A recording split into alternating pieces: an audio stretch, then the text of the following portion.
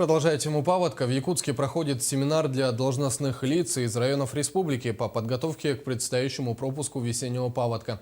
Такие теоретические учения проходят ежегодно, так как законодательство постоянно меняется, а вместе с ним дорабатывается документооборот.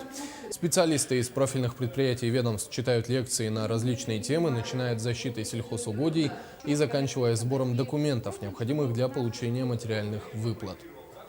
Именно из-за того, что очень много сейчас идут изменения именно законодательства, изменения нормативно-правовых актов как правительства республики, так и правительства Российской Федерации. Очень много документов. Эти новшества мы должны, наша задача довести эти новшества до глав администрации, должностных лиц, чтобы в ходе после именно потопления, затопления населенных пунктов велась активная работа именно по возмещению ущерба.